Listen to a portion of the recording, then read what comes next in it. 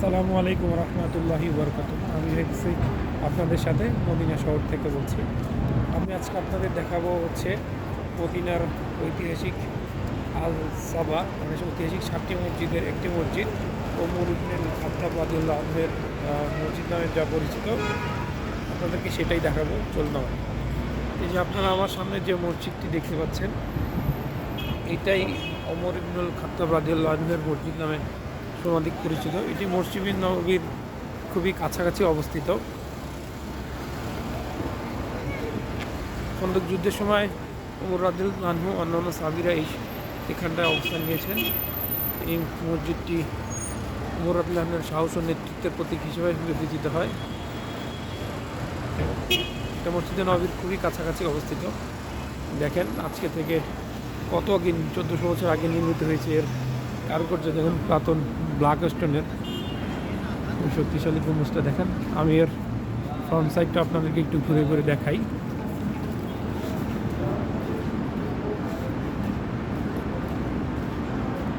এখানে প্রতিটা জায়গা বেশ অর্গানাইজড এবং ক্লিন।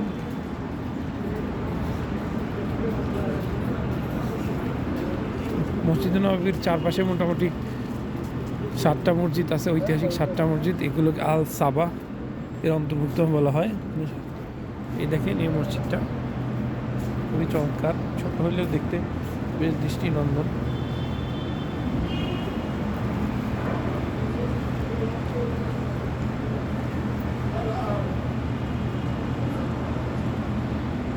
এটাতে এই পাশে আমি একটি দরজা দেখতে পাচ্ছি, একটি জানালা। এদিকে একটা মিনার আছে।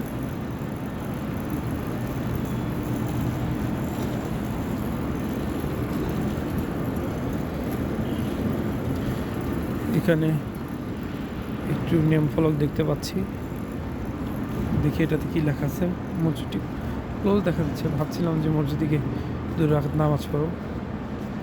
যেখানে দেখুন লেখা আছে মসজিদ ওমর বিন আল Khattab.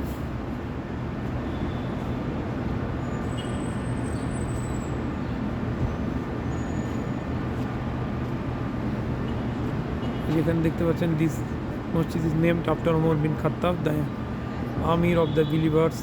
May Allah be pleased with him. According to historical sources, this mosjid was constructed after 850 hijri. It also reported the mosjid was built on the site where the Prophet peace be upon him performed Eid prayer.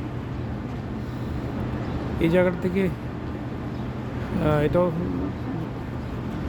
Report করা হয় যে এই জায়গায় রাসূল সাল্লাল্লাহু আলাইহি ওয়াসাল্লাম ঈদের নামাজও আদায় করেছিলেন।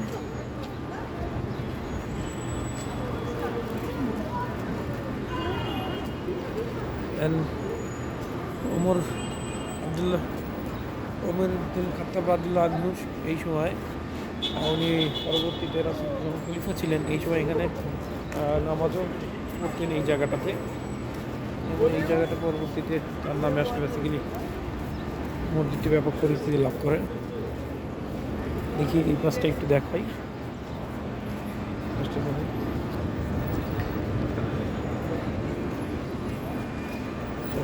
দেখাচ্ছে আপনাদেরকে,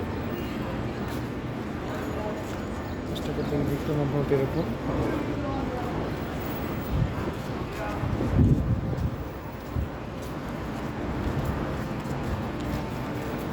গম্বুজটি এখান থেকে আরো ভালোভাবে দেখা যাচ্ছে।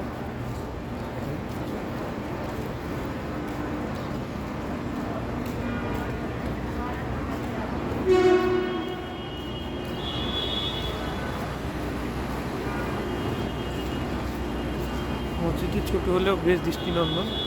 ভেবেছিলাম আপনাদেরকে মসজিদের ভিতরের অংশটা দেখাবো, বাট আমার পক্ষে এই মুহূর্তে আসলে পসিবল না, কারণ মসজিদের দরজাটা বন্ধ। এই যে অনেকে হচ্ছে ওমরা করতে যাচ্ছেন, অনেকে মদিনাতে প্রথম আসেন ওমরা করার সময়, মদিনাতে ঘুরে তারপর মক্কা যান। আমরা আবার আসছিলাম হচ্ছে মক্কাতে প্রথম, ওখানে 8 দিন ছিলাম, তারপর মদিনাতে আসছি।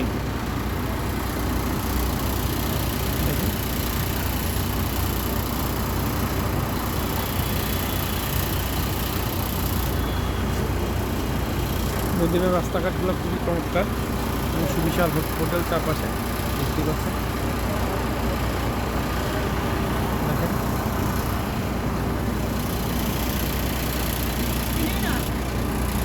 চেষ্টা করছি যতটা সম্ভব সুন্দরভাবে আপনাদেরকে দেখানো যায়। সকলকে ধন্যবাদ আমার সাথে থাকার জন্য। আসসালামু আলাইকুম রহমতুল্লাহ।